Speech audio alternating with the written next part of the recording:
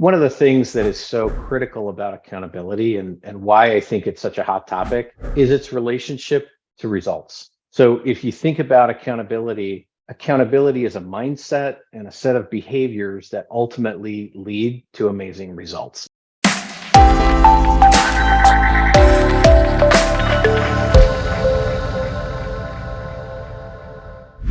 Today, I'm excited to be joined by accountability expert Nolan Godfrey, executive consultant and regional director at Stewart Leadership. Welcome, Nolan. Thank you, Daniel. It's a pleasure to be with everyone today. The show is divided into two parts. The first half is content, conversation, and a few slides on a specific leadership topic. The second part is open Q&A from the audience on any topic without slides. So please reserve any questions you want and type them in anytime you'd like. And in fact, as we are talking, please write those questions and comments using the Q&A feature. The chat feature is not enabled during a webinar. We also have enabled the upvote feature, so you can click the thumbs up on questions you like, which will put them first on the list to make sure that we see them and make sure we answer them. Also, we will link to our slides in our show notes. So now on to today's focus area, creating a culture of accountability. So Nolan, here's a beginning question for you. What is it about accountability that makes it such a hot topic, so valuable? So many folks are always wanting more of it in some way. How would you address that? Yeah, it's a great question, Daniel. And it's a question that could be asked any day, anytime, and I think would be relevant. One of the things that is so critical about accountability and why I think it's such a hot topic is its relationship to results. So if you think about accountability, accountability is a mindset and a set of behaviors that ultimately lead to amazing results. Some of those results are business results, the financial results that we're striving for. Many of them are the cultural and people results that we also care about in many of our professions, and those ultimately help drive the business results. So bottom line is the bottom line and the results. So talk to me then about this proportionality, because there's this idea that results, the more accountability you get, the better results. Is that always the case? Is it true when you do the inverse? What are your thoughts on that? So in the truest sense of accountability, right? And as we talk further, we'll get more clear about what we mean by that. But in the truest sense of accountability, the more accountability you have, the better results you're going to have. And the less accountability, the less results. Now, you might still have a lot of results, but they may be results that are either negative or that don't matter strategically or culturally. And so as a general rule of thumb, I think that's true. Greater accountability equals greater results. Okay, so let's play off of this. I want to hear from folks who are listening, and they can use the Q&A feature here to type in their response. I'm curious, what's a misperception or a reaction that people have when they say or hear the word accountability? Because we've all been in meetings where we say, yeah, we need to have more accountability. And I'm going to ask Nolan to get his thoughts. But before I do that, I'd love for everybody, as well as for them to get familiar, everybody around the Q&A, type in your one word or a couple of word reaction to when you hear the word accountability. What are the things that go off in your mind? What are maybe some misperceptions as well that start coming off? And we're starting to see some responses here. You know, this instant reaction, accountability, what is it? What are some of the things that I'm seeing this? Yep, you got the KPIs, you get the punishment. So often it's like the stick, punitive responsibility, accountability. Blame, legitimate reason for termination, right? I mean, these are no monitoring or big brother. Yes, I mean, what a lovely warm feeling. Yeah. Right? Micromanaging, right? Misperception one way, hinders creativity, you're caught. These are the scapegoating. Drew, that's a great one. Yes. As we're looking at this, Nolan, what comes to your mind? What are some of these misperceptions or reactions that we have as we hear accountability? Yeah. So, and actually, we obviously have an extremely smart audience because they're capturing a lot of the misperceptions. There's one misperception about accountability that I would just underscore and highlight, and that is this: it's captured in the phrase, "I'm going to hold you accountable." if you peel that back and you really start to define it, if we define accountability as simply having to provide an answer, then holding somebody accountable, it definitely leans towards this punitive, I'm going to, the proverbial dick treatment, punishment, negative consequences, right? It takes on this very negative tone. I hear 90% of people that talk about accountability use this phrasing. I'm going to hold you accountable. I think many of us do it without thinking about it and maybe not intending it the way that it comes across. So for me, that really underscores some of the problems and why I think accountability, has gotten a really bad rap over time and has become, for the most part, a negative word. And for those of you with a screen here, we'll just have a couple of slides today. One is one that I just put up here, referencing what Nolan was talking about with this accountability myth. I need to hold you accountable. And then this accountability truth of I need to create an environment where you hold yourself accountable. And Nolan, as we look at these phrases, is it just a provocative thing to say, or is this a hyperbole? Are we just exaggerating? Because really, it's fundamentally the leader's job to hold them accountable. That's what but rather what you're suggesting is to mindset shift this. Yeah. And to do it in a very different perspective. What does that really mean? What does that look like? Yeah. So I like a couple of these responses in here because they capture the essence of this. So I'm seeing the ownership word at least a couple of times, right? One of the underlying principles that is so important in creating a culture of accountability is having a mindset that we're all adults, that we are all operating in an adult to adult relationship. And where accountability gets a really bad rap and where it goes sideways is when leaders start to act like they are parents and their direct reports are children, because these poor behaviors, this punishment mindset, this I'm going to send you to timeout or you're going to turn and face the corner or, whatever it is, they start to take hold. When you have an adult to adult relationship, then as a leader, you are trying to help that individual succeed, right? Your role is to help enable them to succeed and to do the very best that they can, with the assumption that they genuinely want to do their best, that they're bringing the desire, the motivation, the willingness to work and to get the job done. And so in that environment, ownership really can take hold. And if each individual is owning their own behavior, their own performance, then they will truly account for it or give an answer and updates about how they're doing, what's going well, where they need help, where they may be falling short. It's well said. So here, let's play off of this for a second. This idea, we've all said this, I need to hold you accountable. There is this temptation, this lure about saying that, because at the same time, and check my thinking here, Nolan, it gives me a lot of power and control over you, which can be exhilarating, frankly, for certain circumstances, certain people, or it could puff one up and to say, yes, I can do this. Now, am I exaggerating? Or how do we then also resist this temptation? Because by virtue of me not always controlling, I have to let go a little. How do we reconcile that seeming polarity here? So the way to reconcile it really is for the leader to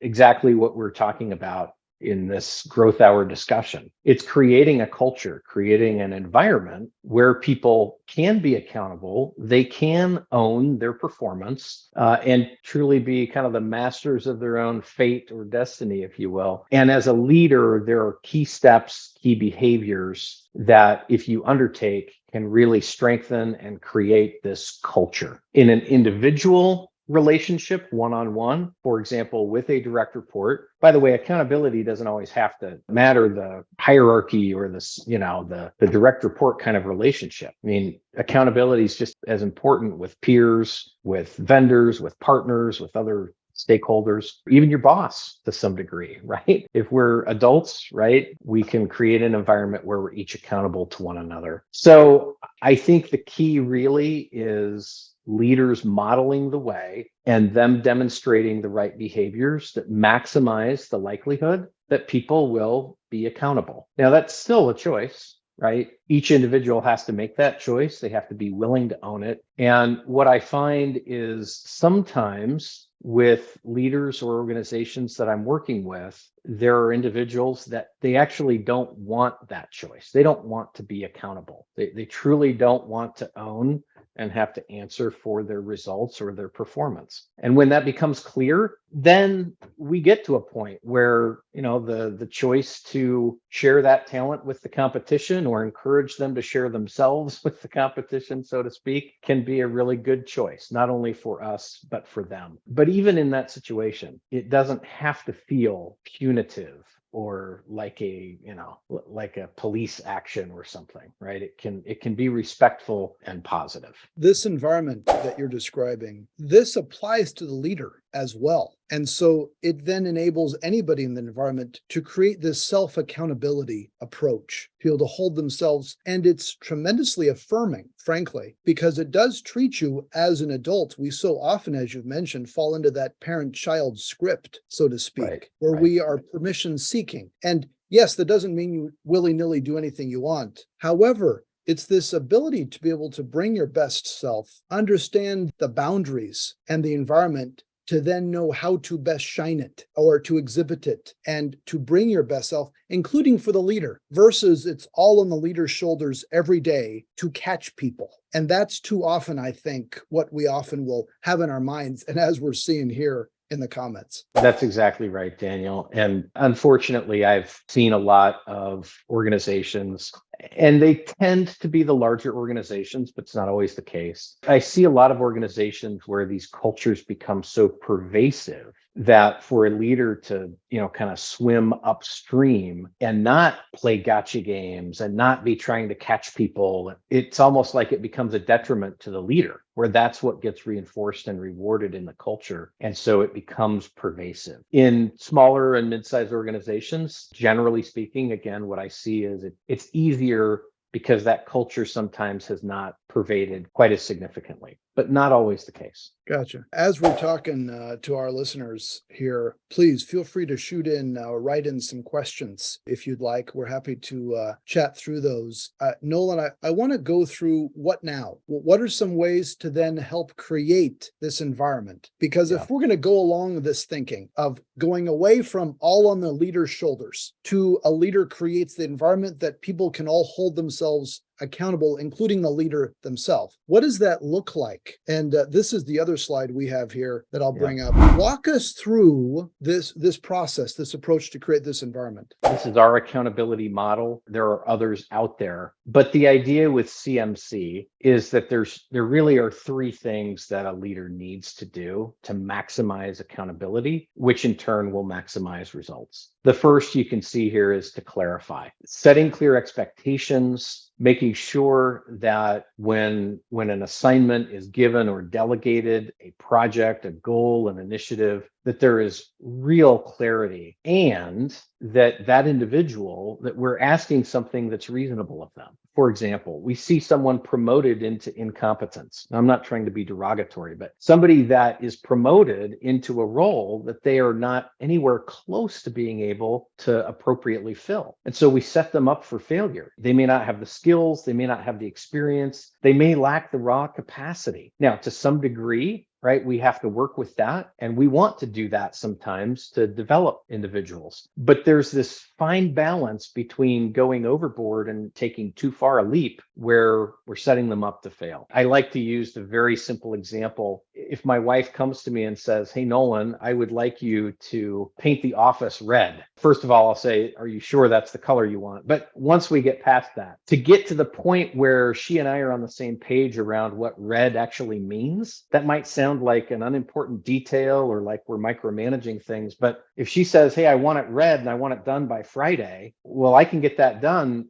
But how do I know that the red that I choose is actually the red that's in her mind, right? So there's this process, actually one of our gems, Daniel, that I think really encapsulates this. And if you were to ask me, "Hey, Nolan, if there was one thing that was critical to accountability, I mean, this is it. The single biggest hurdle to effective communication is the assumption that it's taken place. The communication, and it's a level of communication and clarity and specificity that we frequently don't arrive at. And that really is a golden thread that weaves throughout all of this discussion about accountability. Is a leader being crystal clear on what they expect up front so that they're micromanaging less on the back end. And to quickly answer a question, yes, actually, we'll be happy to share these slides. They'll be sent out in the show notes following up as well. And just a question, there's several great questions coming in. Some we'll answer in a moment. One around the size of the team. How does the relationship of the size of a team, for example, impact the ability to create this environment of accountability? Does it make it harder? Is it impossible? Is it still realistic? Because, a small company or small department, small team, maybe different dynamics. Bigger one, Yeah. How would you respond to that, Nolan? What are your thoughts? I don't know that the size of the team in and of itself would be a primary factor. I think the things that would perhaps be more critical are, one, what is the leader's effectiveness and skill in creating this environment? And that may come more into a span of control kind of question, right? At what point is the leader not able to do these things that they need to do to create accountability? I think another key factor is who's on the team and what percentage of the team are in roles that they're capable of fulfilling. And, it doesn't mean they're perfect, but that, they really have the core skills and experiences needed versus how many individuals on the team are new to role or new to the organization where they have a steep learning curve. So there's these kinds of factors that I think become really critical when you're thinking about how do I create accountability and is the size of the team getting in the way? Those are a couple things I'd want to look at. Strong comments here. Let's go to the second and third one, and then some of these other questions will be able to be great springboards to then dive a little deeper. What are the other two ways that you want to comment on to help establish that environment? Yeah. So the next step in this model is measure. And measure is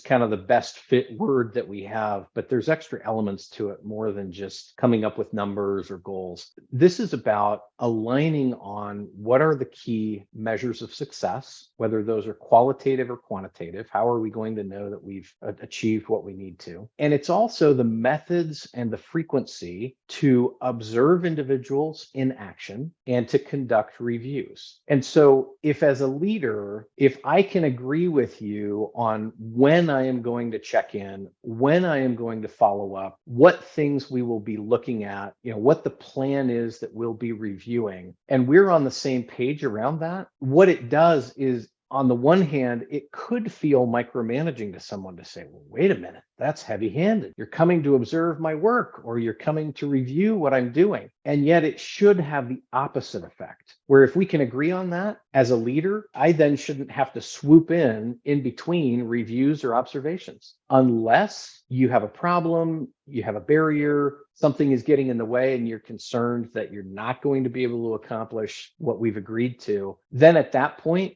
the individual can reach to the leader and we can engage. So in essence, that really enables this environment, the situation where people are not being micromanaged. And yet when we are talking about details, we know when and we know what they're going to be. And it can provide team members with a great amount of stability because they understand what's expected and they know that the leader's going to get out of their hair and empower them and kind of let them run with things. And so let me throw the monkey wrench in for a moment, because yes, this makes sense. And so I'm looking at some of the questions, and one of them is getting at this idea of, but what if the person doesn't want it? What if we do all of these things, and we'll keep talking about the third step as well. Yeah. What is it? And that leader is just scratching their head because the person on their team apparently could care less. Their heart just isn't it. They're just like, nope, I don't want to. Yeah. What are the steps? And again, these are all of these wacky things, but not so wacky. It's the stuff that leaders, we all deal with frequently. Yeah. How do you approach creating the environment with somebody that doesn't really want to engage in that environment? Yeah, it's a great question. And actually, and I know you said it's wacky, but maybe not so wacky, right? One of the things that I see frequently is either a new leader comes in and is much more accountable and is much stronger on building accountability, right? And so people aren't used to it, or they are stepping up their game, right? They're taking a new approach and they're saying, hey, I'm going to be more accountable and I'm going to do more of this on my team. In either situation, people that haven't been used to that, this could be a real shock for them, right? Culture shock to say, wait a minute, I was at the country club, I was kicked back and life was good and right. And then all of a sudden, wow, there's accountability and I have to be accountable. So a lot of times when that happens, again, let's go back to the adult to adult relationship. If we're both adult, my role as the leader is to simply clarify the choices and the natural consequences of those choices. It's not to threaten, but I could have a conversation with you, Daniel, and say, look, I recognize that I am making a change in how we are accomplishing our work. And one of the expectations is that you are fully accountable for your behaviors and for the results that we agree to. That's a choice. And if you want to make that choice and you want to put the effort in, I'm here to support you and enable you and do everything I can to help you succeed. If you don't want to make that choice, you are welcome to make it, but we have to move on as a team and you need to make the choice relatively quickly because we expect results and we need to move things forward. It can be a very direct, very frank, and yet very respectful conversation where we simply leave the choice with the individual. And I recognize it sounds easier than it is, right? I mean, we have emotions and personalities and all kinds of things that get in the way, but the underlying principles are really quite straightforward. So speaking of these underlying principles, talk to us about this third process. Yeah, so the third step in the model, coach, and I think most of us are familiar with this idea, right? That leader as coach. And again, if you think of any kind of sports team, the power of a coach, that coach they're not trying to get their players to fail. They're not looking for, they're not trying to create bad scenarios for them. They want them to win. They want the team to win. And so they approach things from a positive standpoint. And this is simply about playing as the coach. When you see positive things happening that you want to reinforce and reward, the positive reinforcement is so powerful for people. We so frequently forget that. And of course, there are things that need to be corrected. Of course, there's feedback or feed forward that's needed to be provided. And yet, so often, we can make so much more progress by simply reinforcing something positive that's happening, a win that someone's had, and that will make them want to do that more and to become part of their habits, part of their behaviors, right? And this other thing here about timely manner, it's important because if as the leader, if we say, well, I don't want to ruffle too many feathers, or I don't want to have a difficult conversation, then the problem is that individuals most likely know that they're maybe doing something they shouldn't be or that's misaligned, and they're actually expecting to get corrected. And when they don't get corrected, they say, oh, well, this doesn't really matter that much. This was a flavor of the month. And so it's this fine balance of corrective and constructive feedback and feed forward and addressing things head on with also reinforcing and rewarding the positive. And one other thing I'll toss in here, Daniel, the minute the individual or the leader sees that the results are starting to veer off from what's expected, that's when we need to engage. And the most accountable individual, of course, would go to the leader and say, hey, I'm having a problem. Here's what's happening. I really need your help. Many times, of course, that doesn't happen. And so that's why having those structured, regular reviews allows for enough frequent check-ins that when things start to get off track, we can catch them early and course correct versus letting things go for months and months and months and then saying, oh, I wonder why we didn't achieve the results we were wanting. And so let me play something off you, Nolan. Oftentimes a leader feels that they need to have the right answers for whatever reason, either because they feel it for themselves or societal or cultural. They're a leader. They need to have the right answer. They need to know the right thing to say in the moment to the person. We want to be right. We want to have the right approach. Great. What I'm wondering about is in this notion of treating adult to adult conversations and creating an environment where both can hold themselves accountable, does that free up? Is that helpful does that free up the leader to not have to have all of the right answers? Because in a way, it gives permission for the leader to have a conversation such as, hey, this is what we're striving to achieve. How can you help achieve this? Or these behaviors I'm seeing, they're not hitting there. Help me understand what can be done differently. I don't have all the answers here, but I know we're all working toward X, Y, and Z together. How do you see that perhaps helping in that regard? Sure. So one really simple way to think about this that I find tremendously helpful and empowering both to a leader and to someone they're partnering with is what versus how. So the leader is accountable, responsible for clarifying the what is expected. What is the outcome we need to achieve? And sometimes there may be compliance or legal or customer requirements that dictate some of how we go about something. So if the leader remembers, I'm responsible for clarifying the what, the outcome, then I can empower the individual to create the how and to be very flexible. And by the way, if we find ourselves as a leader frustrated or upset or some negative emotion that we're experiencing because someone isn't doing something a particular way, we really have to look in the mirror first and say, is this really a requirement? Does this matter materially? Or am I just projecting my own preferences? And really, if we're clear about the outcome and the person is owning it and is willing to run with it, that we kind of let go. And in that scenario, that letting go can really be freeing, both to the leader and the individual. That's a great point. And in fact, so I've turned the slides off here. Keep the questions coming. We're going to now be looking deeper at answering many of these, as many as we can. Nolan, one of the questions that came up is a great one because it talks about the organization not as a single entity, one unique, non-dynamic thing, but rather as a group of all of these smaller groups. And so if you're leading one group and you're creating an environment of accountability for that group, and there's another group that's not holding themselves accountable in the same way, there may be rub. There might be looking over and saying, hey, they're not doing it the way. How do we function? How do we work with? What are your thoughts in terms of melding and interacting with groups that have various levels of accountability? Yeah. So, and look, I think that's probably a reality in every organization, right? No organization has this perfect culture of accountability. I like to think of it just in terms of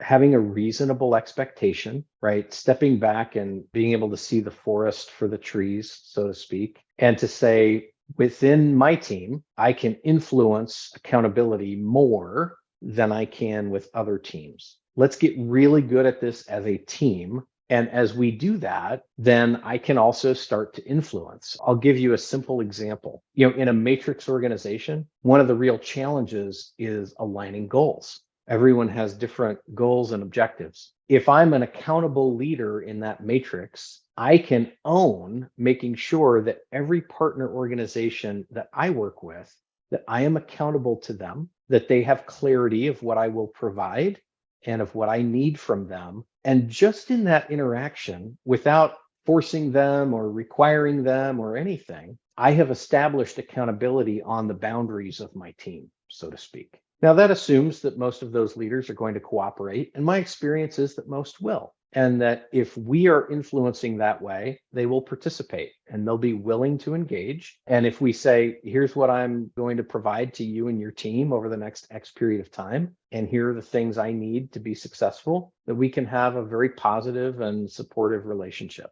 It's not always the case, right? But I think the majority of the time that's very possible. And so we've been talking briefly on maybe another team that's not holding themselves accountable as much. Is there a supercharge the accountability and go too much? Because any strength can run amok a little much. It can go a little too much. And there might be some teams whose standards of performance are essentially perfection and they become toxic. And there's a great question here. How do you help another team whose leader sets such a unrealistically high standard? And apparently the way that one approach it to uphold these standards is not with a sense of learning and attention and discipline at the same time, but rather it's perhaps fear, less psychologically safe. How do you resolve and foster a sense of accountability or frankly inform that person, while maybe good, well-intentioned, it creates a unhelpful environment. Yeah, so that's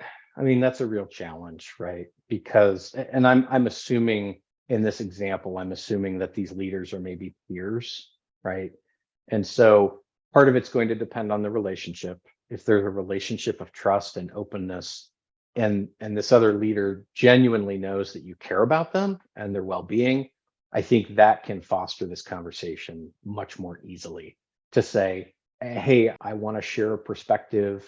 My intent is to be helpful and to reflect and to share some feedback with you, understanding that, if we're a peer, we don't control it. And that assumes a fairly positive relationship. If those things are not in place, that becomes really difficult. And it becomes something that ultimately that team leader has a responsibility to address. But we also have to be careful, right? That if that's the case, that we're not slandering people or gossiping or creating a negative or toxic environment because somebody's not doing things the way that we want or we expect or we think they should be done. So there's a really fine balance there. One thing you were indirectly talking about is sometimes the stress or conflict that can emerge naturally within certain circumstances at work as we're trying to achieve lots of things going on. Let's add now the conversation around so much research that we're seeing and what we've often experienced ourselves, increased stress, particularly over the past several years, as so many of us are balancing professional and personal as well. We all bring such a wide variety of challenges with us. That's who we are as humans. How do we show a sense of respect, empathy within this environment of self-accountability while still moving things forward? How do we strike that balance, or at least strive to, particularly with increased amounts of stress that we often are all dealing with? Yeah, it's a great question. It's a really challenging balance, honestly. Daniel, I think in part you kind of answered the question from the standpoint of demonstrating empathy, right? If the individuals that we're working with, if they understand our intent, and if that intent is to care about them, to want to support them, to want to help them succeed, regardless of hierarchies, regardless of, reporting relationships, we can listen, we can seek to understand and demonstrate and show that respect while also dealing with the realities of what's expected and what we have to deliver. I think when you marry those two things, then you have the most likelihood at being able to come to some resolution, right? And I could imagine a conversation. Hey, Daniel, I understand X, Y, and Z about your situation and about some of the things that are challenging for you. And at the same time, we need you to deliver A, B, and C. So Daniel, what ideas do you have? How do we reconcile that? And how can I support you as your leader in doing that? I can imagine those types of conversations. They may not always go picture perfect, and people may not always be, they may not always approach it from a place of good intent, but I think the majority of the time they will, and we'll be able to get to a much better place. These remind me of a conversation that we can have around control, because sometimes we can approach this from a position of where we feel we have control or where we feel we do not have control. And whether you use that kind of language or simply helping somebody recognizing a difference they can make and to understand what is that potential difference? What kind of a difference can you make now? And if you changed a mindset, or if we change something, what kind of a difference can you make in the future? And it often comes down to one of two mindsets around this passive notion that control is outside of me. I cannot enact, I cannot do anything about my current environment. Or control is within me. I can do it. And I'm wondering, Nolan, how can a leader, as they're creating this environment of self-accountability, promote people to have a sense of control within them instead of keeping it outside of them where they're like being acted upon and they instead can't act for themselves as much, or they feel they can't? The word that comes to mind as you describe that, Daniel, is victim, right? This victim mentality that I'm a victim, everything's happening to me, I'm out of control. What can I possibly do? So I think sometimes for leaders, and this is difficult thing to do. But I think sometimes as leaders, we need to help individuals look in the mirror and realize that they are responding that way. A gentle way to do it would simply be to frame a question and to say, well, Daniel, I understand there are all these difficulties and all of these challenges, many of which we don't control. Let's turn that around and ask ourselves, what do we control? Where can we influence? And so that's a gentle way without saying, hey, Daniel, you're acting like a victim. We don't have to say it that way, but we can reframe and redirect people's thinking in a simple way like that. Now, some people may need to be hit between the eyes, so to speak, right? They may need very blunt, very direct feedback. And as leaders, that's one of the difficult assessments and decisions that we need to make. At what point does someone need that to really wake up and to realize that they are not owning their situation, they're acting like a victim? So again, for me, so much of this is being thoughtful about how we approach someone and not trying to be black and white about everything, having these underlying principles of care, concern, and wanting an individual to succeed. How can we get to a place like that? I love it because you're reinforcing and reminding all of us to check our intent as well. What is our intent by virtue of why we want to have this conversation in the first place? Is it to make sure to prove we're right? Or rather, is it to help care for, love, and get things done? Because I keep going back to that care and empathy. You can say, yes, this is a hard time. Yes, what can we now do about it though? Right. What could we do to keep it going? Yeah, exactly right. It's always that balance. And yet, I'll be the first to say we need to deliver results. That's why we're in business. That's why we hire and employ people, is to accomplish certain results. And so if that's the case, yeah, we absolutely have to focus there. Time for one or two other questions. Folks, you're welcome to keep chiming in. I'm continually reviewing them. Here's one on generations. Nolan, how does considering the generational perspective impact as you're striving to create this environment, particularly when you may have multiple different generations within the same environment that you're trying to create? And I will raise my hand and say, I hate generalizing generations. I hate it. I don't know if that's very helpful. And yet it is a rule of thumb to guide us in certain circumstances, because everybody has a unique story. It's balancing this though. Anyway, how would you kind of react or comment on this? Yeah, I mean, my first reaction is similar to yours. I like generalizations because they simplify things, and I hate them for the same reason, right? Because they wash individuals out and paint with a really broad brush. So my first response is, I think what's most important is a leader understands the individual and does not paint with a broad brush. That being said, generally what I have seen is that the older generations, I think the little bit tougher approach, the I'm going to hold you accountable, that seems to be a much more standard kind of discussion and mindset. And generally speaking, I would say a more structured approach is acceptable and is expected. And that as you get into the newer generations, I think flexibility and adaptability is a much more critical component of that. And so that what versus how becomes even more important, because again, my observations, millennials and Zs, they absolutely do not want to be told how to do things or when to do things, or right. And in most cases, they shouldn't necessarily have to be, right? If we're really clear on those outcomes, we can give the flexibility. Some jobs don't allow for that, right? But I think there's a big portion of kind of, especially on the professional side, where there is flexibility and where let's give them outcomes and let them figure it out. So there is a little bit generationally, but definitely focus at the individual level. And another question building on this, frankly, is this idea of metrics. When you have a set of metrics that you then share and everybody can see what, the progress that individuals and or the team are making. Yeah. There can sometimes be that point of, oh, I feel threatened now because the person next to me is doing better or worse or whatever it is. And this comparison, how do you minimize the potential negative view that one can have of those situations? How can you streamline that to make it a little bit better as you're creating this common environment? If I was having an individual conversation and somebody said, "Hey, I can't believe that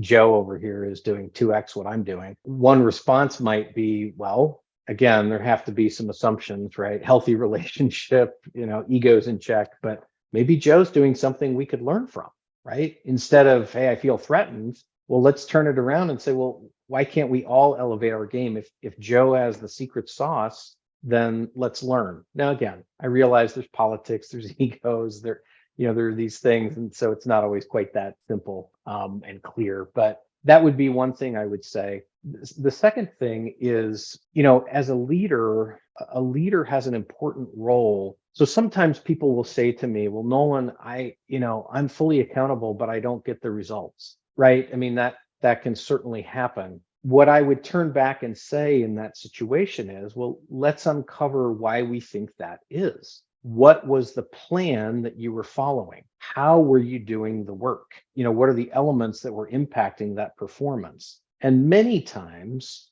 in that plan, it will hold the answers to why we weren't. Now, sometimes it's behaviors. Sometimes it's, how somebody's carrying it out, skill levels, there's a bunch of factors. But generally speaking, it can frame things in a way where we can uncover, what's really driving that. Okay, Nolan. So here's a question for you.